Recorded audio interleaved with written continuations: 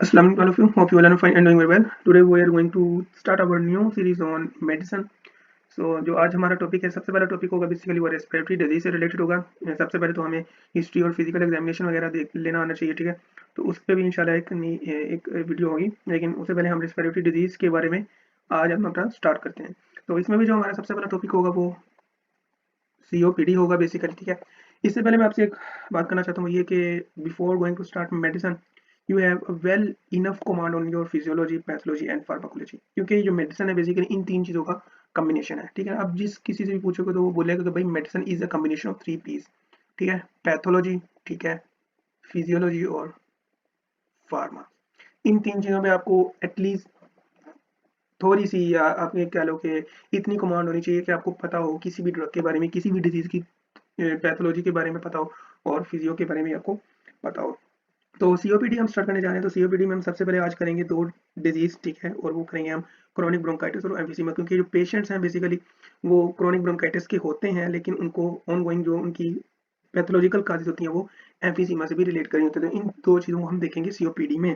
तो what is chronic obstructive pulmonary disease, तो आपको एक डेफिनेशन पता होनी चाहिए या रिस्ट्रिक्टिव डिजीज क्या होती है और सीओपीडी क्या होती है। बेसिकली सीओपीडी ये होता है कि अगर मैं आपको आम जुबान में समझाऊं कि हम इनहेल करते हैं, ठीक है, इनहेल करते हैं, ये आपके लंग हैं, ठीक है, ये एयर अंदर आई है, ठीक है, आपके जो लंग हैं वो इन्फ्लेट हो गए हैं फॉर एग्जांपल, ठीक है, इन्फ्लेट हो गए हैं, मतलब कि एयर इनके दरमियान है, इनके अंदर है, ठीक है। जब इन्फ्लेट हो गया वो एयर जो है, अब देखो एयर बेसिकली इजी वे में आई है, ठीक है। अब वही एयर दोबारा बाहर नहीं जा सकती, क्या होगा कि आपका जो लंग है वो इन्फ्लेट ही रहेगा, या आप कह लो कि थोड़ी सी एयर बाहर जाएगी, ठीक है। आप इसको देख लो, और ये हाइपर इन्फ्लेटेड लंग है और ये इसके बाद वाला लंग है। जाहिर बात है, कब सांस तो बंदे ने लेना ही, एक्सपिरेशन तो करनी है, थोड़ी देर तो एयर बाहर जाएगी, लेकिन कंप्लीटली बाहर नहीं जाएगी। तो आपका जो ये लंग है वो इस सूरत में आपको दिखेगा, ठीक है। तो कहने से मुराद ये कि ऑब्स्ट्रक्टिव पल्मोनरी डिजीज होती हैं कि आप इनहेलेशन तो इजीली कर लेते हो, हवा भी आपके अंदर लंग में आ जाती है, लेकिन आप एक्सेलेशन नहीं कर पाते। क्यों? ड्यू टू ब्रोंको कंस्ट्रिक्शन, ठीक है। तो आज हम यही देखेंगे what is chronic bronchitis and what is emphysema. Basically chronic bronchitis, यहाँ पर एक मेन डिफरेंस है, वो ये समझ लीजिए कि क्रोनिक ब्रोंकाइटिस है जो, ठीक है, जो क्रोनिक ब्रोंकाइटिस है बेसिकली वो डिफाइंड होता है क्लिनिकल टर्म्स में, ठीक है, क्लिनिकल टर्म्स में, कि आया कि बंदा आया एक आपके पास, वो कहता है कि मुझे खांसी है, ठीक है, 3 महीने मुझे खांसी रही है, ये एक टाइम होता है जब मुझे होती है, पिछले साल भी थी और अब भी है, ठीक है। तो ये क्लिनिकल प्रेजेंटिंग कंप्लेन के साथ आता है, इसको हम क्रोनिक ब्रोंकाइटिस कहते हैं। और आपने हमेशा बात याद रखनी कि जो एम्फीसीमा होता है वो हमेशा पैथोलॉजिकल टर्म्स में डिफाइंड होती है। फॉर एग्जांपल कि उसमें आप कह लो कि अल्फा 1 एंटीट्रिप्सिन की डेफिशिएंसी होगी, तो ये पैथोलॉजिकल काज हो जाएगी, ठीक है ना। अब जो आपके पास पेशेंट आता है वो बेसिकली कंप्लेंट्स के साथ आता है, तो दैट मीन्स कि उसको क्रोनिक ब्रोंकाइटिस आप उसको रूल आउट कर सकते हो, लेकिन आपके लिए ये जानना जरूरी है कि उस पेशेंट को एम्फीसीमा भी हो सकता है, ठीक है ना। बेसिकली सीओपीडी क्या है? COPD is a combination of, अगर आप मेडिसिन में हो बेसिकली पैथ में, अगर आपने तो पता ही होगा कि सीओपीडी एजमा भी है, ठीक है, सीओपीडी एम्फीसीमा भी है, सीओपीडी ब्रोंकाइटिस भी है, ठीक है। लेकिन बेसिकली मेडिसिन हमें ये बताती है कि COPD is a combination of chronic bronchitis plus emphysema, ठीक है। तो आपके पास पेशेंट आएगा, वो आपको प्रेजेंटिंग कंप्लेन के साथ ही आपके पास पेशेंट आएगा, लेकिन आपने जब उसकी जब आप अपनी हिस्ट्री लेनी है उससे, ठीक है ना, वो सब आपको बता देगा, ठीक है। लेकिन उसके बाद हमने इसकी पैथोलॉजिकल रीजंस भी देखनी है कि हाँ, आया कि इसको अपने चेस्ट एक्सरे में इन्वेस्टिगेशन वगैरह करवा के हमने देखना क्या है कि इसको एम्फीसीमा भी है या नहीं। अगर एम्फीसीमा भी है तो दैट मीन्स कि उसे सीओपीडी है, ठीक है। और अगर उसको एम्फीसीमा नहीं है तो दैट मीन्स कि उसको क्रोनिक ब्रोंकाइटिस है, जो कि सीओपीडी ही है। लेकिन बेसिकली जहाँ समझाने का मतलब ये है कि सीओपीडी को अगर हम वेल इनफ वे में डिफाइन करें तो it's a combination of chronic bronchitis and the emphysema, ठीक है। तो चूंकि हम इन दोनों को कॉम्बिनेशन के साथ करें तो व्हाट इज क्रोनिक ब्रोंकाइटिस। तो chronic bronchitis is characterised by productive cough, यहाँ पर मैं लिख देता हूँ chronic bronchitis. What is chronic bronchitis, ठीक है, आपको मैं पॉइंट्स के साथ लिखूंगा ताकि आपको समझ आ जाए। प्रोडक्टिव कफ होती है, प्रोडक्टिव कफ का मतलब ये है कि स्पुटम वगैरह आपको दिखने को मिलता है, ठीक है, ड्राई कफ नहीं होता ये, ठीक है। On most of the days, मतलब कि आप हफ्ता ले लो, हफ्ते में उसको 6 दिन रहा, 7 6 दिन रहा, 5 दिन रहा, ठीक है। प्रोडक्टिव कब होती है? फॉर एटलीस्ट 3 कंसेक्टिव मंथ्स, 3 महीने मुसलसल, over a span of 2 years. ठीक है, कहने का मतलब ये है कि उसको फॉर एग्जांपल हम अपने मौसम को डिवाइड कर लेते हैं 4 में, ठीक है ना। विंटर होता है, विंटर सीजन होता है, समर सीजन होता है, हम यहाँ पर ले लेते हैं विंटर सीजन। वो बंदा आया आपके पास, वो कह रहा है कि विंटर में आया, वो आपको कह रहा है कि भाई मुझे 3 महीने हो गए हैं, मुझे खांसी है, ठीक है। तो जब आप उसको फर्दर पूछोगे कि आपको यही खांसी पिछले साल सर्दियों में हुई थी, वो कहेगा हाँ जी हुई थी, ठीक है। तो डेट मीन्स कि उसको क्रोनिक ब्रोंकाइटिस की शिकायत है, ठीक है। अब फिर आप उसके उससे फर्दर हिस्ट्री लोगे, फर्दर हिस्ट्री लेने के बाद आपको पता लगेगा कि भाई वो एक एक्टिव स्मोकर भी था, ठीक है। ठीक है, एक्टिव स्मोकर था, स्मोकिंग करता था। तो आप थोड़ा-थोड़ा उसको, आपका जो डायग्नोसिस है वो पक्का होता जाएगा, लेकिन अभी बिल्कुल ही कंफर्म नहीं हुआ, ठीक है। तो इस तरह से आपको जो है डायग्नोस्टिक टूल है वो पक्के होते जाएंगे, तो आप इजीली डायग्नोस कर लोगे पेशेंट को, ठीक है। तो ये थी डेफिनेशन क्रोनिक ब्रोंकाइटिस की। What is the definition chronic bronchitis?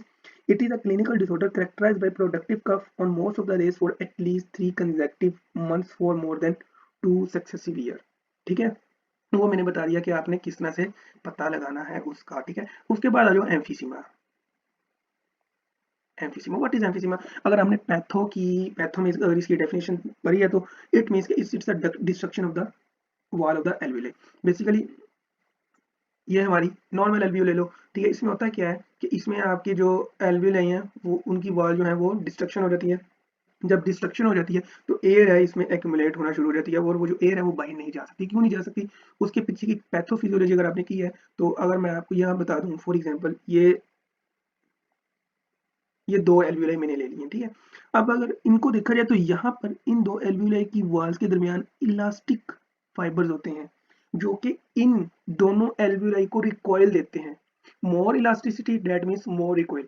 अब होता क्या है कि एंजाइम जो है इलास्टेज किसी भी रीजन की वजह से, ठीक है, वो एक्टिव होते हैं। इलास्टिस क्या करते हैं, इधर जाकर इस जो फाइबर्स हैं 2 एल्वियोलाई के दरमियान, उनको ब्रेक कर देते हैं। रिजल्टिंग इन क्या होता है कि ये जो फाइबर्स हैं ये बिल्कुल ही खत्म हो जाते हैं। दैट मीन्स कि जो आपका रिकॉइल है वो खत्म हो गया। अब जब रिकॉइल खत्म हो गया, दैट मीन्स के उसकी जो रिकॉइलिंग कैपेसिटी है एल्वियोलाई की, वो खत्म हो गया। दैट मीन्स कि आप इजीली कोई चीज उसमें लेके तो आ सकते हो, लेकिन वो रिकॉइल खत्म हो गया, तो दैट मीन्स के वो फाइबर्स में वो नहीं है, तो वो दोबारा से अपनी अगेन नॉर्मल पोजीशन में नहीं आ सकता।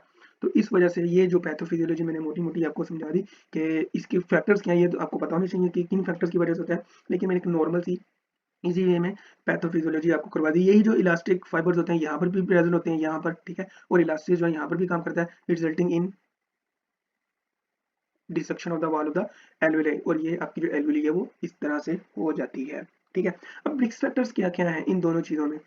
मोस्ट इंपॉर्टेंट रिस्क फैक्टर जो है वो स्मोकिंग है, ठीक है। तो रिस्क फैक्टर यहाँ पर मैं लिख देता हूँ, ठीक है। तो रिस्क फैक्टर्स में आ जाए तो रिस्क फैक्टर्स में सबसे पहले जो है वो स्मोकिंग है, ठीक है। उसके बाद आ जाओ तो एयर पोल्यूशन भी हो जाती है, ठीक है। एयर पोल्यूशन में आपको पता है कि ट्रिगर कर देते हैं हमारे इम्यून सिस्टम को। जब इम्यून सिस्टम ट्रिगर होता है, न्यूट्रोफिल्स होते हैं, न्यूट्रोफिल्स बेसिकली इलास्टेज प्रोड्यूस करते हैं, और जब इलास्टेज प्रोड्यूस होते हैं तो वो जो फाइबर्स हैं उनकी ब्रेकडाउन होती है, that will lead to the emphysema, ठीक है ना। तो एयर पोल्यूशन वगैरह, डस्ट पार्टिकल्स वगैरह, ठीक है। और कोल माइनिंग में जो वर्कर्स काम कर रहे थे उनके लिए भी इन डिजीज का होना बहुत मतलब उनमें रेशो ज़्यादा होती है एज कम्पेयर टू द जो बाकी नॉर्मल वे में अपनी लाइफ गुजार रहे होते हैं, ठीक है। उसके बाद होस्ट डिसऑर्डर, बहुत इंपॉर्टेंट, बहुत ज़्यादा इंपॉर्टेंट। वो ये है कि होस्ट डिसऑर्डर में कौन कौन सी चीज़ें आ जाती हैं, उसमें सिर्फ और सिर्फ अगर आती है तो वो आ जाती है अल्फा 1 एंटीट्रिप्सिन डेफिशिएंसी, ठीक है। अल्फा 1 एंटीट्रिप्सिन डेफिशिएंसी किसी आपके एलील में अगर आपको अल्फा 1 एंटीट्रिप्सिन डेफिशिएंसी अगर मैं यहाँ पर बात करूँ, हालांकि यहाँ पर सिर्फ मैं सिर्फ बताऊंगा, लेकिन ये मैं कोशिश कर रहा हूँ कि आपको पैथो भी कवर करवा दूँ साथ में। तो ये बेसिकली हमारे एलील होता है, जीन होता है, उस पर एक एलील होता है डेट कार्ड, वो एक नॉर्मल जो होता है वो पिम होता है, ठीक है। अब जो डिजीज काज करता है या इसकी डेफिशिएंसी काज करता है वो पिज एलील होता है, ठीक है, पिज। और एक और जीन होता है वो होता है पिम्स। ये बेसिकली हेटेरोज़ाइगस होता है, ठीक है ना, हेटेरोज़ाइगस जीन होता है। इनमें होता है कि जिन पेशेंट्स में ये होता है, पिम्स जीन होता है, पिम्स एलील होता है, उसमें उनमें ये होता है कि वो मेनली एसिम्प्टोमेटिक रहते हैं, लेकिन अगर वो सिगरेट स्टार्ट कर दें तो उनमें एम्फीसीमा हो सकता है, ठीक है। तो ये मेन रीजन है पिम्स की, ठीक है ना। पिम्स और पिज में हमें डिफरेंस याद रखना है, ठीक है ना। उसके बाद जो पिज ये है, एक ये एलील होता है, मोस्ट कॉमनली ये पाया जाता है, ठीक है, ये भी डोमिनेंट होता है। और इस एक इसकी एक और टाइप है पिज जीन, ये भी डोमिनेंट होता है, लेकिन मोस्ट कॉमनली जो एम्फीसेमेटिक पेशेंट्स में है वो ये इस एलील की फाउंडेशन होती है, ठीक है। तो ये जो एलील है बेसिकली क्या होता है, इस मॉडिफिकेशन होती है जो आपको अल्फा 1 एंटीट्रिप्सिन है उसकी डेफिशिएंसी काज करते हैं। तो ये बेसिकली एक पैथो का प्रोसीजर था जो मैंने करवा दिया मेडिसिन में, इससे आपको डिटेल में कोई भी नहीं करवाएगा, ठीक है। उसके बाद आ जाए तो इलास्टेज एंटी इलास्टेज इम्बैलेंस, ठीक है ना। अब इलास्टेज है, ठीक है, प्लस एंटी इलास्टेज है जो कि अल्फा एंटीट्रिप्सिन है। अब होता क्या है कि किसी भी चीज की वजह से न्यूट्रोफिल्स है, न्यूट्रोफिल्स आए, अटैक हुआ है, प्लूटन की वजह से न्यूट्रोफिल ट्रिगर हुए, उन्होंने इलास्टेज को इंक्रीज कर दिया एज कम्पेयर टू अगर आपकी बॉडी में एंटीट्रिप्सिन की क्वांटिटी बिल्कुल नॉर्मल लेवल पे है, ठीक है। नॉर्मल लेवल की अगर बात करें तो एंटीट्रिप्सिन की जो मिकदार होती है वो 2 to 4 ग्राम पर लीटर होती है, आपने ये याद रखनी है, ठीक है, ठीक है। अब होता क्या है कि इम्बैलेंस जब हो जाता है, इलास्टिस ज्यादा हो जाता है, तो that will leads to also क्या, आपको एम्फीसीमा हो सकता है, ठीक है। तो ये था रिस्क फैक्टर वगैरह, ठीक है। उसके बाद पैथोलॉजी मैंने करवा दी। होता क्या है बेसिकली क्रोनिक ब्रोंकाइटिस की अगर पैथोलॉजी हम दोबारा देखी तो उसमें ये होता है कि ब्रोंको कंस्ट्रिक्शन हो जाती है। ब्रोंको कंस्ट्रिक्शन के बाद जो आपके म्यूकस सेल होते हैं, ठीक है ना, म्यूकस सेल है वो भी ट्रिगर होते हैं। वो जब ट्रिगर होते हैं तो वो ज्यादा म्यूकस प्रोड्यूस करते हैं। ज्यादा म्यूकस प्रोड्यूस होने की वजह से होता क्या है कि आपके जो लंग्स में है वो ब्रोंको कंस्ट्रिक्शन आ गई होती है, तो वो जो एयर वेयर म्यूकस की वजह से और ज्यादा ल्यूमन जो है वो डिक्रीज हो जाता है और आपकी इन्फेक्शन होने के चांसेस भी ज्यादा बढ़ जाते हैं, क्योंकि जो बैक्टीरिया वहां पर आकर स्टक हो जाते हैं और आप स्पूटम को इतना इजीली नहीं बाहर निकाल सकते, क्योंकि आपके जो म्यूकोसिलरी सिस्टम है वो भी इम्पेयर्ड हो चुका होता है किसी हद तक, ठीक है। लेकिन जो म्यूकोसिलरी जो सिस्टम है वो बेसिकली प्रॉपर काम नहीं करता किस डिजीज में, ब्रोंकिएक्टेसिस में। हम आगे फर्दर पढ़ेंगे, लेकिन जो आज का हमारा टॉपिक है बेसिकली वो एम्फीसीमा और क्रॉनिक ब्रोंकाइटिस है, ठीक है। उसके बाद आ जाओ तो कुछ क्लिनिकल मैनिफेस्टेशन है। वो ये है कि आपने अपीयरेंस में जब आएगा आपके पास बंदा तो आप देखोगे कि उसके जो लंग्स हैं वो उसकी जो चेस्ट है वो आपको ना फुली फुली सी नजर आएगी। तो वो किस वजह से होता है, वो इसी वजह से होता है कि आप एयर तो इनहेल कर लेते हो लेकिन जो एक्सहेलेशन है वो नहीं कर पाते। तो इस तरह होता है कि थोड़ी-थोड़ी करके एयर जो है वो आपके लंग्स में एक्युमुलेट होना शुरू हो जाती है। जब एक्युमुलेट होना शुरू हो जाती है तो वो एक आम इंसान की जो चेस्ट है, बेसिकली ये एक चेस्ट है आम इंसान की, ठीक है, वो आपको एक थोड़ी-सी हाइपर इन्फ्लेट, मैंने ज़्यादा कर दिया है, लेकिन बस एक समझाने की वजह से मैंने की है, वो हाइपर इन्फ्लेटेड होती है, ठीक है ना? बैरल शेप हम इसको कहते हैं, तो ये बैरल शेप भी कुछ इस तरह करके ही लग रही है, बैरल शेप, ठीक है? तो आपको इस तरह की अपीयरेंस नज़र आएगी, ठीक है? टोटल लंग कैपेसिटी जो वो इंक्रीज हो चुकी होती है, टोटल लंग कैपेसिटी, ठीक है। अब आ जाओ सिम्टम्स में, तो सिम्टम्स में आपने सबसे पहले तो उससे देखना है कि भाई आपको कफिंग होती है, वो कहेगा यस होती है, ठीक है। बेसिकली आपने कफ का जो आपने दोबारा से पूछना है वो ये पूछना है कि आपको जो कफिंग है वो मॉर्निंग में सुबह के वक्त तो नहीं होती, ठीक है, क्योंकि जो एम्फीसीमा और क्रॉनिक ब्रोंकाइटिस के जो पेशेंट है बेसिकली उनको मॉर्निंग में यूजली कफिंग होती है, ठीक है। और ठीक है, और चेस्ट टाइटनेस भी उनको होती है। उसके बाद एक्सपेक्टोरेशंस, ठीक है, एक्सपेक्टोरेशंस का मतलब ये होता है स्पुटम वगैरह, ठीक है।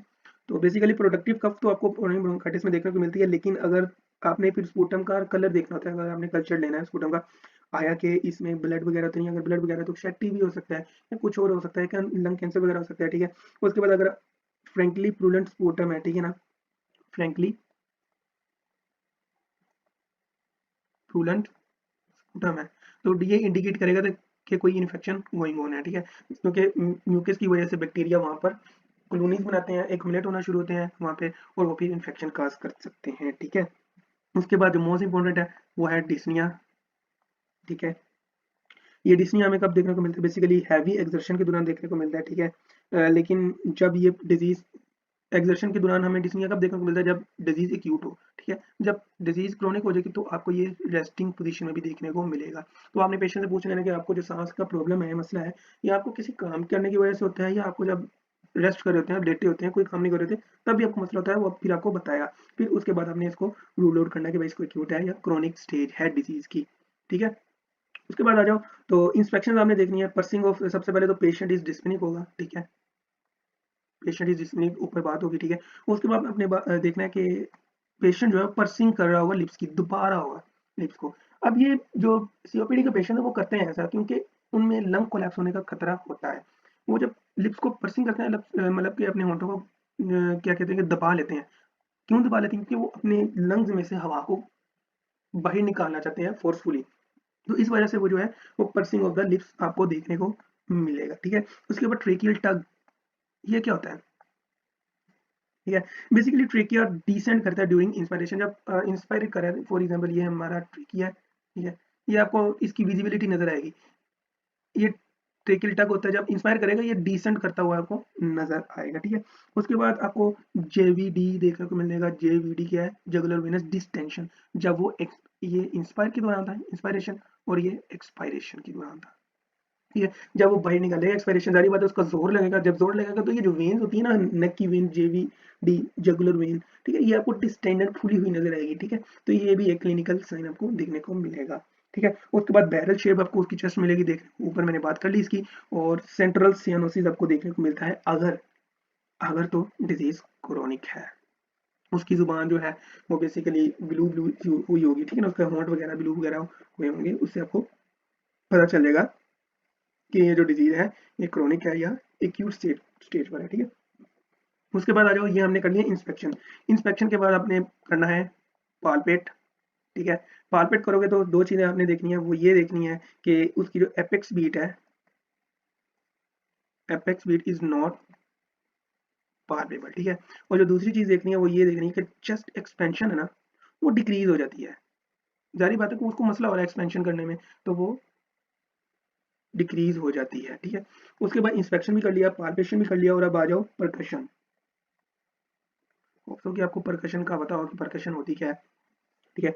तो परकशन में ये है कि आपको जब आप परकशन करते हो तो आपको हाइपर रेजोनेंट साउंड सुनने को मिलता है। हाइपर रेजोनेंट क्यों? क्योंकि आपके जो लंग में उसमें तो एयर घुसी हुई है। अब फॉर एग्जाम्पल एक बंदा रूम में है, ठीक है, रूम में होता है तो रूम में आवाज गूंजती है, खाली रूम होता है उसमें एयर ही एयर होती है, ठीक है। अब अगर पानी भर दोगे उस रूम में तो उसमें तो आवाज नहीं आएगी ना। तो जब आपके लंग में ज्यादा एयर होगी तो जब आप उसको परकस करोगे तो आपको हाइपर रेजोनेंट वॉइस सुनाई देगी, ठीक है। और आपको जो कार्डिक और लीवर एरिया में वहां पर डलनेस दिखाई देगी, ठीक है, क्योंकि हाइपर इन्फ्लेशन हुई होती है तो आपका जो कार्डिक है वो भी कवर अप हुआ होता है उसकी वजह से। उसके बाद आता है तो अस्कल्टेशन। अस्कल्टेशन में आपको क्या क्या देखने को मिलेगा? Breath sounds. ब्रेथ साउंड जो है वो आपको डिक्रीज सुनाई देंगे, ठीक है। उसके बाद क्या होगा कि रोंकाई जो है मोस्ट इंपॉर्टेंट जो है, रोंकाई। रोंकाई basically it's a type of wheezing. Wheezing और रोंकाई में डिफरेंस ये है कि जो आप अपने कानों से सुन लेते हो वो वीजिंग होती है, ठीक है। और रोंकाई ये है कि जो आप सुनते हो वाई यूजिंग स्टेथोस्कोप, ठीक है, उसको हम रोंकाई कहते हैं। और रोंकाई हम आपको कब सुनाई देगी? जारी बात है कब? जब वो जोर लगाएगा। और जोर कब लगेगा उसका? जब एक्सपायरेशन के दौरान, ठीक है। तो रोंकाई आपको सुनने को मिलेगा। उसके बाद आपने कुछ फीचर जरूर देख लेने हैं क्योंकि इसकी कॉम्प्लिकेशंस होती हैं, तो आपने देख लेना कि फीचर रेस्पिरेटरी फेलियर के फीचर्स तो नहीं है इसमें, इसमें हार्ट फेलियर के फीचर्स तो नहीं है। तो यहाँ पर मैं लिख देता हूँ फीचर्स ऑफ रेस्पिरेटरी फेलियर। तो इसमें आ जाता है सेंट्रल सियानोसिस पहले नंबर पे, ठीक है। दूसरे नंबर पे आ जाता है फ्लैपिंग ट्रेमर्स, उसकी उंगलियां भी कांप रही होंगी, ठीक है। और उसके बाद आ जाए तो बाउंडिंग पल्स। ये बाउंडिंग पल्स क्या है? आपको किसी भी आर्टरी ले लेनी है, फॉर एग्जांपल ज़्यादातर रेडियल आर्टरी ही लेते हैं। आपको होगा कि आपको फोर्सफुली स्ट्रॉन्ग थ्रोम्बिंग पल्स फील होगी। आप किसी नॉर्मल बंदे की फील चेक कर लेना, और जिस बंदे को सीओपीडी होगा क्रोनिक डिजीज में, क्रोनिक स्टेज में, या उसका respiratory failure type 2 respiratory failure हो गया उसको, सॉरी ये टाइप 2 की है, ठीक है, टाइप 1 की बात नहीं हो रही, ठीक है। टाइप 2 रेस्पिरेटरी फेलियर हो गया तो उसमें आपको थ्रोम्बिंग थ्रोम्बिंग पल्स आपको फील होगी, ठीक है। उसके बाद आ जाओ तो फीचर, ये 3 फीचर आपने याद रखने हैं कि आया कि उसको टाइप 2 रेस्पिरेटरी फेलियर या है या नहीं, ठीक है। उसके बाद आ जाओ तो feature of right heart failure. Feature of right heart failure, इसको हम एक नाम भी देते हैं, उसका नाम है कॉर पल्मोनेल, ठीक है। इसमें हमें क्या क्या देखने को मिलेगा? सबसे इंपॉर्टेंट रेस जेवीपी, ये आपकी जो जगुलर वेन है इनकी डिस्टेंशन आपको देखने को मिलेगी, ठीक है। उसके बाद क्या होगा कि राइट वेंट्रिकुलर हीव देखने को मिलेगा। राइट वेंट्रिकुलर हीव, ये क्या होता है? जब आप एक्सरे लोगे ना तो होगा क्या कि ये एक्सरे में भी शो हो जाता है कभी कभी, और पालपेबल आपको विजिबल होता है राइट साइड पर। आप पालपेट कर सकते हो और आप इसको इम्पल्स भी कर सकते हो, ठीक है ना, हीव हीव होता है ये, ठीक है। उसके बाद लाउड P2, ठीक है, पल्मोनरी वेल का जो P2 है वो। उसके बाद एनलार्ज लीवर। एनलार्ज लीवर क्यों होता है? क्योंकि राइट हार्ट फेलियर है तो डैट मीन्स के जो ब्लड एक्युमुलेशन है वो पेरिफेरी में हो रहा है, और पेरिफेरी में अगर हो रहा है तो डैट मीन्स के लीवर जो है पोर्टो सिस्टमिक सर्कुलेशन है वो डिस्टर्ब हुई है, तो डैट मीन्स कि वहाँ पर एक्युमुलेशन ऑफ ब्लड है और जो लीवर है वो एनलार्ज हो गया है, तो हेपेटोमेगली भी हमें इसको देखने को मिलती है। और पेटल एडिमा, एडिमा तो हमें देखने को मिलता है ये पेरिफेरी में in case of right heart failure, ठीक है। उसके बाद आ जाओ, तो उसके बाद हम देखते हैं ब्लू ब्लोटर्स और पिंक पफर्स क्या होते हैं, ठीक है। बेसिकली ब्लू, मैं सिर्फ इतना बता दूं कि ब्लू ब्लोटर्स में जो हमें देखने को मिलता है वो क्रॉनिक ब्रोंकाइटिस में प्रोमिनेंट होता है, और पिंक पफर जो है वो बेसिकली एम्फीसीमा में प्रोमिनेंट होता है। ये बस इतना सा याद रख लो, और कोई भी याद रखने की जरूरत नहीं है, ठीक है। उसके बाद आ जाओ, तो इन्वेस्टिगेशन है मोस्ट इंपॉर्टेंट। इन्वेस्टिगेशन तो सबसे पहले तो आपने भाई उसका एक्सरे डिमांड कर लेना है, ठीक है। एक्सरे में आपको बेसिकली जो चीज़ नजर आएगी वो सबसे पहले जो मोस्ट मोस्ट इंपॉर्टेंट चीज़ है वो मैं बताऊंगा, वो ये है कि आपको लो फ्लैट डायाफ्राम नजर आएगा, ठीक है। अगर मैं बात करूं, ये हमारा लंग है, ठीक है। लंग थोड़ा खराब बन गया, दोनों ही खराब बन गए हैं। ये हमने, ठीक है, ये हमने हमने लंग बना लिया। आपका जो बेसिकली डायाफ्राम है वो यूं होता है, ठीक है, यूं होता है नॉर्मल वे में। अब एक्सरे पे आपको शो क्या होगा कि ये जो एंगल है ये लॉस हुआ होता है, ठीक है, ये तो आपको ये फ्लैट नजर आता है इस तरह, ठीक है, डायाफ्राम, ठीक है। और दूसरी बात ये है कि हाइपर हाइपर ट्रांसपेरेंसी हो जाती है। क्यों हाइपर ट्रांसपेरेंसी का मतलब ये है कि आपको ब्लैकिश नजर आता है लंग, क्योंकि उसमें एयर होती है। तो ये दो दो फीचर्स हैं, ये आपने याद रखने हैं। और तीसरा मोस्ट इंपॉर्टेंट, बुल लाइट में भी प्रेजेंट एम्फीसीमा में। तो ये आपने एक्सरे पर देख लेना इन तीन चीज़ों को मोस्ट इंपॉर्टेंटली, ठीक है। उसके बाद आ जाओ, आपने एबीजीज रिकमेंड करने होते हैं, ठीक है। क्यों एबीजीज रिकमेंड करना है, आपने देखना होता है कि इसको आया कि हाइपोक्सिया तो नहीं है, हाइपोक्सीमिया तो नहीं है। अगर हाइपोक्सीमिया है तो डेट मीन्स कि इसको सीवियर कंडीशन है, ठीक है। उसके बाद आ जाओ, तो आपने सीबीसी भी ले लेना है, ठीक है। सीबीसी में आप क्या देखोगे, आप देखोगे न्यूट्रोफिल देखोगे, आप देखोगे ल्यूकोसाइट देखोगे। अगर इंक्रीज है तो डेट मीन्स के bacterial infection is going on, फिर आप उसको बैक्टीरिया के अकॉर्डिंग उसकी जो है वो एंटीबायोटिक भी ऐड करोगे थेरेपी में, ठीक है। उसके बाद आपने उसको देखना है PFTs, basically P F E V two ratio जो है वो बेसिकली डिक्रीज हुई होती है, ठीक है। तो ये आपने पी एफ टीज में देख लेना, अगर डिक्रीज है तो डेट मीन्स की सी ओ पी डी, ठीक है। उसके बाद आ जाओ, तो स्पूटम कल्चर को ले लेना आपने, और उसकी सेंसिटिविटी को देख लेना। और स्पूटम से हमें पता लग जाता है कि आया किसको टीबी है, जारी बात है। उसके बाद हम उसके फर्दर लैब टेस्टिंग करेंगे स्पूटम की, तो हमें पता लग जाएगा कि इसको टीबी है या कोई इन्फेक्शन है या कोई इन्फेक्शन नहीं है। फिर उसके अकॉर्डिंग हम अपने पेशेंट को ट्रीट करेंगे, ठीक है। उसके बाद आ जाओ, तो ईसीजी हम देखेंगे। ईसीजी ईसीजी में की क्या क्यों देखेंगे, क्योंकि हमने पीछे मैंने कहा कि cor pulmonale is a complication of क्या सकते हैं सीओपीडी। तो कॉर पल्मोनेल में फॉर एग्जांपल होता क्या कि ये आपकी नॉर्मल ईसीजी है, ठीक है। उसमें ये होता है कि आपकी जो पी वेव है वो प्रोमिनेंट हो जाती है। या अगर मैं थोड़ा सा और इसको बेटर वे में बनाने की कोशिश करूं, तो ये नॉर्मल पी वेव है, ठीक है। होता क्या है कि आपकी पी वेव है ना वो टाल हो जाती है, ठीक है। टाल पी वेव आपको देखने को मिलती है ईसीजी में इन केस ऑफ कॉर पल्मोनल, ठीक है। उसके बाद आ जाए, तो आपने इकोकार्डियोग्राफी करवानी होती है, ठीक है। इकोकार्डियोग्राफी बेसिकली ईसीजी में शो हो जाता है कि राइट वेंट्रिकल हाइपरट्रोफी हुई भी है या नहीं, लेकिन फिर भी आपने इकोकार्डियोग्राफी जरूर करवा लेनी है to detect right ventricle hypertrophy. अगर आपने ईसीजी भी देखना, तो ईसीजी में ये होगा कि आपको आर वेव जो है वो नजर आएंगी, हाइपर आर वेव नजर आएंगी आपको लीड्स में, ठीक है, toward going on left side, I think so यही कुछ है।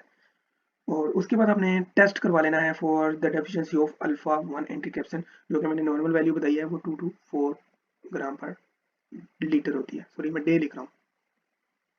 तो ये थी एम्फीसीमा सीओपीडी की इन्वेस्टिगेशन, सब कुछ ब्ला ब्ला ब्ला। और मोस्ट इंपॉर्टेंट आप जो मैं करवाने लगा वो है डी दैट मीन्स कि डिफरेंशियल डायग्नोसिस। ये आपको लाजमी आना चाहिए। एग्जामिनर जो है वो पूछते हैं कि भाई डिफरेंशियल डायग्नोसिस का क्या होगा। तो यहाँ पर आपने पहला बात ये ले लेनी कि एजमा हो सकता है बंदे को, ठीक है, या ब्रोंकिएक्टेसिस हो सकता है, चूंकि ये दोनों डिजीज सीओपीडी के अंदर आती हैं, तो ये आप कह सकते हो। उसके बाद सिस्टिक फाइब्रोसिस हो सकता है, ठीक है।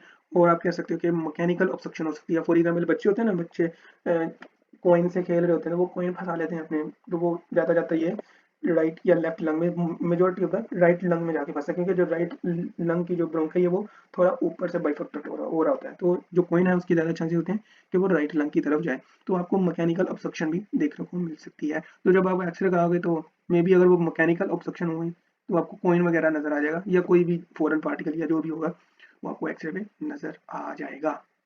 ठीक है, और उसके बाद जो है वो आ जाओ कॉम्प्लिकेशंस सीओपीडी की। कॉम्प्लिकेशंस क्या है? तो सीओपीडी की कॉम्प्लिकेशन है वो है type 1 and type 2 respiratory failure. ठीक है, उसके बाद सेकेंडरी पॉलीस्थीमिया। सेकेंडरी डिजीज हम उसको कहेंगे कि उस डिजीज की का जो है वो पहले ही कोई ऑलरेडी एक डिजीज है। तो सेकेंडरी पॉलीस्थीमिया में क्या, पॉलीस्थीमिया आता है कि it's a type of blood cancer. होता क्या है बेसिकली, जब आपके ब्लड में हवा जो है वो कैपिलरी लेवल पर एक्सचेंज नहीं हो रही होगी लंग में, तो होगा क्या कि आपके ब्लड में जो है वो ऑक्सीजन सैचुरेशन कम होगी। जब ऑक्सीजन सैचुरेशन कम होगी तो सारी बात बॉडी में फंक्शन है, उसको मैसेज आएंगे कि भाई, ब्रेन को मैसेज आएंगे कि ब्लड में जो है वो ऑक्सीजन कम है। तो होगा क्या कि बोन मैरो को आपको कमांड जाएगा। तो बोन मैरो हमें पता है कि अडल्ट में जो है बोन मैरो जो रेड ब्लड सेल्स बनाते हैं। तो it's a type of blood cancer. इसमें होता ही है कि आपके जो आरबीसीज हैं वो रेज हो जाते हैं, एबनॉर्मल भी हो जाते हैं। ठीक है, क्योंकि जो प्रोडक्शन है वो बेसिकली बहुत जल्दी हो रही होती है और मेच्योरेशन नहीं हो पाती, तो आरबीसी जो है वो इंक्रीज हो जाते हैं। तो डेट इज सेकेंडरी पॉलीसीमिया आपको इसकी कॉम्प्लिकेशन में देखने को मिलेगा। ठीक है, उसके बाद आ जाओ तो स्पॉन्टेनियस न्यूमोथोरैक्स। इसमें होता क्या है, इसमें बेसिकली होता ही है कि emphysema, specially distal acinar emphysema है, वो बेसिकली बुल्ला ही बन जाते हैं। जब बुल्ला ही बन जाते हैं, इसमें एयर आती जाती होता क्या है कि वो यहाँ से रप्चर हो जाती है। जब रप्चर हो जाती है, जो एयर जो है वो प्लूरल कैविटी में आ जाती है, that will lead to the spontaneous pneumothorax. ठीक है, और एंड पे होता क्या है, और आखिरी वो ये है कि पल्मोनरी हाइपरटेंशन होता है। पल्मोनरी हाइपरटेंशन होता है तो that will lead to the, जारी बात है, राइट वेंट्रिकल फेलियर भी हो जाता है। ठीक है, और hypoxia pulmonary arterial vasoconstriction, hypertension से right heart failure, that will lead to cor pulmonary. Hope so you understand very well. और अब एंड पे आ जाओ तो इसका जो बचता है वो ट्रीटमेंट बचता है। What is the treatment of COPD? तो सबसे पहले जो आपने मोस्ट इंपॉर्टेंट यहाँ पर मैं लिख रहा हूँ वो ये है कि अगर तो आपका पेशेंट है, स्मोकर है, जारी बात है वो स्मोकर होगा, लाजमी होगा, तो उसको कहना कि भाई क्विट कर दो स्मोकिंग को, नो से नो टू स्मोकिंग। ठीक है, ये पहला पॉइंट है। दूसरा पॉइंट ये कि अगर तो पेशेंट आपका क्रोनिक स्टेज पर है, फॉर एग्जाम्पल उसको रेस्टिंग में हाइपोक्सिया हो रहा है, रेस्टिंग स्टेज में हाइपोक्सिया हो रहा है, नॉट एक्टिव स्टेज में। ठीक है, तो आपने उसको भाई सप्लीमेंटली ऑक्सीजन सप्लाई कर देनी है। ठीक है, जारी बात है अगर उसको रेस्टिंग पे प्रोग्रेस हो रहा है तो वो तो चलने फिरने के भी काबिल नहीं होगा, तो आप कह सकते हैं कि वो एक आईसीयू वाला बनता है। ठीक है, उसके बाद आ जाओ तो आपने ब्रोंको डायलेटर्स रिकमेंड करते हैं, और हम उसको रिकमेंड करते हैं कॉर्टिकोस्टेरॉइड्स। ठीक है, और थियोफाइलिन वगैरह भी हम उसको, ये भी बेसिकली टाइप ब्रोंको डायलेटर ही है। ठीक है, तो थियोफाइलिन हम उसको रिकमेंड करते हैं। अब अगर हम इसकी एक्सप्लेनेशन देखें तो सबसे पहले तो स्टॉप स्मोकिंग ये हो गया। ठीक है, अब ब्रोंकोडायलेटर्स में क्या आता है? ब्रोंकोडायलेटर्स में बेसिकली आ जाता है, अगर हम इनहेलर्स की बात करें, इनहेलर्स की, तो इनहेलर्स में जो है सल्ब्यूटामोल आ जाता है। अगर इसकी सल्ब्यूटामोल, ये शॉर्ट एक्टिंग होता है, शॉर्ट एक्टिंग बीटा एगोनिस्ट होता है। ठीक है ना, इसकी मार्केट में नेम इसका वेंटोलिन है। ठीक है, और इसकी एक और ड्रग है टेरब्यूटालिन। ठीक है, उसका नाम है ब्रिकनाइल। ठीक है, ये इनहेलर मार्केट में अवेलेबल है इन नाम से। ठीक है, उसके बाद लॉन्ग एक्टिंग में आ जाए तो सालमेट्रोल है। सालमेट्रोल जो है बेसिकली मार्केट में नाम आता है सर्वेंट के नाम से आता है। और इसके बाद इप्राट्रोपियम, ये बेसिकली एंटीकोलिनर्जिक है, ipratropium.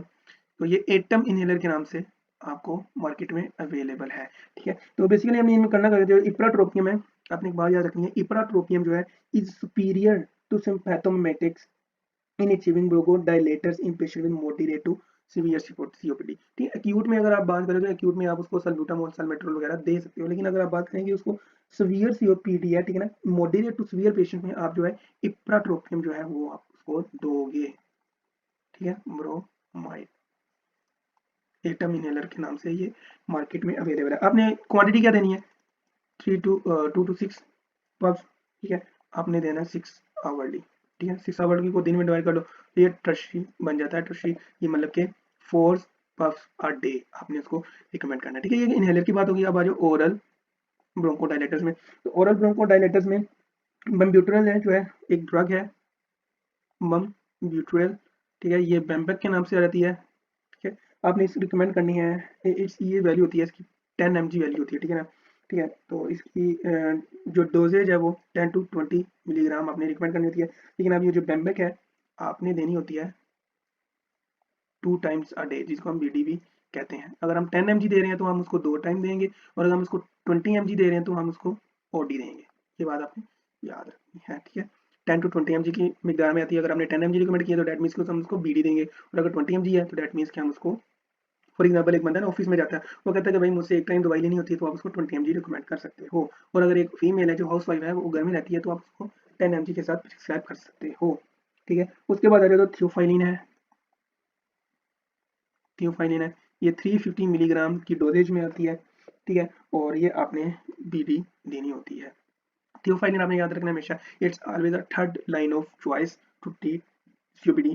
First always ipratropium in severe cases, फिर उसके बाद ब्रोंकोडायलेटर्स आ जाते हैं, थियोफाइलिन उसके बाद थर्ड लाइन ऑफ ड्रग आ जाती है, ठीक है। उसके बाद आते तो कॉर्टिकोस्टेरॉइड्स हैं। आपने कॉर्टिकोस्टेरॉइड्स लाजमी ऐड करने होते हैं। तो कॉर्टिकोस्टेरॉइड्स में कौन कौन से आ जाते हैं? कॉर्टिकोस्टेरॉइड्स में बेसिकली इनहेल्ड कॉर्टिकोस्टेरॉइड आ जाते हैं, ठीक है। बेक्लामेथासोन, ठीक है। बेक्लामेथासोन आ जाता है, ठीक है। इनमें जो मार्केट नेम है वो क्लेनिन इनहेलर के नाम से भी आ जाता है, ठीक है। और एक बैक्लोफोर्ट इनहेलर के नाम से भी अवेलेबल है मार्केट में, ठीक है। तो ये आपने रिकमेंड करने होते हैं इनहेल कॉर्टिकोस्टेरॉइड। और ओरल फॉर्मुलेशन में कौन कौन सी आ जाती हैं? ओरल फॉर्मुलेशन में एक ड्रग है प्रेनिजोलोन सोल्ट है, और टैब का नाम है डेल्टा कॉर्टिल, ठीक है।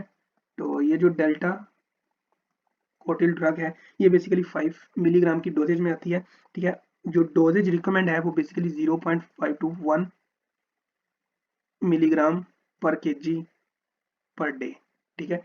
फॉर एग्जाम्पल अगर अगर मैं 1 मिलीग्राम को ले लूँ, 1 मिलीग्राम को ले लूँ, तो आपने एक बंदा आया है, बाबा आया आपके पास 50-60 साल का बंदा, वीक भी था, तो आपने हिसाब लगा लिया उसका वेट होगा कोई 60 होगा माइकर, ठीक है ना। तो डेट मीन्स कि आपने उसको 60 mg डेल्टा कॉर्टिल की मेडिसिन जो है वो रिकमेंड कर देनी है पर डे। 60 mg जितनी 5 mg की मेडिसिन आती है, तो डेट मीन्स कि आपने उसको, आप इस तरह कर लो कि 0.5 mg दे दो। 0.5 बनते हैं 6 गोलियां बनती हैं आई थिंक। तो आप कह लो कि 2 सुबह 2 शाम 2, 2 टैब्स टीडी आप इस तरह रिकमेंड कर दो उस बंदे को, ठीक है। और उसके बाद आ जाओ। अच्छा, एक और बात, ये जो डेल्टा कॉर्टिल जो ड्रग है ये आपने उन पेशेंट में रिकमेंड नहीं करनी जिनका फोर्स एक्सपिरेटरी फर्स्ट वॉल्यूम जो है वो लेस देन 20 हो जाए, ठीक है ना। सीवियर कंडीशन में भी अगर बात करें ना, सीवियर कंडीशन में, मोस्ट सीवियर कंडीशन में भी, तो ये लेस देन 40 तो होता है, लेकिन वो कह रहा है कि अगर लेस देन ही 20% से भी हो तो आप ये ड्रग यूज नहीं करोगे, ठीक है ना। तो ये ड्रग जो है उस उन केसेस में ऑब्सोलीट है, ठीक है। उसके बाद आ जाओ तो एंटीबायोटिक्स आपने जरूर प्रिस्क्राइब करनी होती है साथ में, एंटीबायोटिक्स का रोल होता है। तो एंटीबायोटिक्स में जो आपने देनी है बेसिकली एमोक्सिसिलिन और क्लवेनिक एसिड का कॉम्बो देना है, ऑगमेंटन, ठीक है। ऑगमेंटन हमने आपने कौन सी देनी है? 625 mg, ठीक है। और ये 8 आवर्सली देनी है, दैट मीन्स कि ये बनती है 3 टाइम्स अ डे, ठीक है। उसके बाद आप ऑगमेंटन की जगह आप इसको क्लेरिथ्रोमाइसिन दे सकते हो। क्लेरिथ्रोमाइसिन की एक टैब आती है उसका नाम है क्लेरिसिड, ठीक है। इसकी क्वांटिटी है 250 to 500 मिलीग्राम, ठीक है। ये आपने देना होता है बीडी, ठीक है। उसके बाद आ जाओ, डोक्सीसाइक्लिन भी आपके पास चॉइस है, ठीक है। डोक्सीसाइक्लिन में आपके पास आ जाता है कैप्सूल विब्रामाइसिन, बड़ा मशहूर कैप्सूल है, ठीक है। और विब्रामाइसिन जो है वो 100 मिलीग्राम आपने ओडी देना है पर वंस अ डे, ठीक है। उसके बाद सेफेक्लोर है, ठीक है। सेफेक्लोर में आपके पास आ जाता है ये भी कैप्सूल है, ये इसका नाम है सेक्लोर, ठीक है। और ये 500 मिलीग्राम है, ठीक है। ये 8 आवरली रिकमेंडेड, दैट मीन्स के टीडी आपने देना है 3 टाइम्स अ डे, ठीक है ना। उसके बाद क्विनोलोन जिसमें लिवोफ्लोक्सेसिन आ जाता है, ठीक है। लिवोफ्लोक्सेसिन की एक टैब है, एक उसका नाम है कराविट, ठीक है। ये 500 mg ओडी रिकमेंडेशन है, ठीक है। और आपने जो एंटीबायोटिक्स हैं ये बेसिकली सीओपीडी के पेशेंट को अगर फ्रेशली डायग्नोज है तो उसमें आपने ये देखना है कि ये 5 to 10 डेज जो है ये इफेक्टिवली मोर देन इनफ है to treat the any ongoing infection, bacterial infection, ठीक है। 5 to 10 days course of treatment for any infection, ठीक है। और ये था कुछ बातें। इसके अलावा अपने पेशेंट को आप गाइड कर सकते हो कि फॉर एग्जांपल कि आपने अगर कोई सिरप लेते हो कफ सप्रेसेंट, लाइक हमारे पाकिस्तान में एक सिरप आता है हाइड्रिलानिन, हाइड्रिलिन, ठीक है, ये बहुत पीते हैं कि कफ सप्रेशन, कफिंग ना हो, तो ये आपने बिल्कुल भी नहीं देना उन पेशेंट को। अगर वो पीते भी हैं तो उनको कहना कि भाई ये आपने बिल्कुल भी नहीं पीना, क्योंकि अगर कफिंग नहीं होगी तो दैट मीन्स कि जो वो स्पूटम है वो यहाँ पर एक्युमुलेट होता रहेगा, एक्युमुलेट होता रहेगा, तो that will lead to increase predisposing chances of the getting bacterial infection. तो कफ सप्रेसेंट जो है उनको आपने कहना कि भाई आपने बिल्कुल भी नहीं लेने। और आप अपने पेशेंट को कैसा कह सकते हो कि चेस्ट फिजियोथेरेपी आपको रिकमेंड की जाती है, आप अपनी चेस्ट फिजियोथेरेपी करवाओ। अगर तो वो अच्छा पीते कराने से है, ठीक है, तो उसको कहो कि भाई अपनी चेस्ट फिजियोथेरेपी भी करो, ठीक है। और उसको आप ये कह सकते हो कि आप फिजिकल एरोबिक एक्टिविटी स्टार्ट करो, फॉर एग्जाम्पल वॉकिंग। आप हफ्ते में एटलीस्ट 3 मरतबा वॉकिंग करो, सुबह मॉर्निंग में 20 मिनट इनफ है। इससे क्या होगा कि आपकी जो लंग्स की कैपेसिटी है वो अच्छे से मैनेज होगी, ठीक है। और उसके बाद आपको वन मोस्ट इम्पोर्टेंट थिंग कि अगर ये पेशेंट है सीओपीडी की, तो आपने उनको कहना है कि भैया आप न्यूमोकोकल और इन्फ्लुएंजा की वैक्सीनेशन करवाएं, ताकि आपको जो है वो इन्फेक्शन ना हो, ठीक है। तो ये जो चंद एक चीज़ें थी आपने अपने से बता देनी है, जैसे दवाई देने के बाद, लिखने के बाद, फिर आपने उसको फॉलोअप चेकअप के लिए दोबारा बुला लेना है 5 से 10 दिन, जितना भी आपको टाइम लगता है कि सही है इस वक्त के इस दौरान के मैं उसको दोबारा बुलाऊंगा, तो आप उसको दोबारा बुला सकते हैं। तो ये था आज का lecture. Hope so I will explain very well to you guys। तो खत्म करते हैं अपना लेक्चर आज। तो मिलते हैं नेक्स्ट लेक्चर में, that will be on I think so bronchial Azma, और कोई और डिजीज भी साथ में ला लेंगे। लेकिन होप सो कि आपको मेडिसिन का ये वाला लेक्चर है वो पसंद आया होगा। तो दुआ में याद रखें हमेशा मुझे। अल्लाह हाफिज़।